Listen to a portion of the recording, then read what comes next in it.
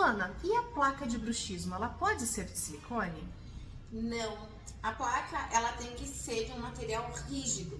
Quando se coloca uma placa molinha, ela estimula ainda mais o teu organismo a ficar mordendo. Então tem que ser uma placa rígida para poder evitar o desgaste dos seus dentes e desgastar sim a placa, trazendo uma resistência maior e tentando bloquear o teu organismo de fazer tal movimento.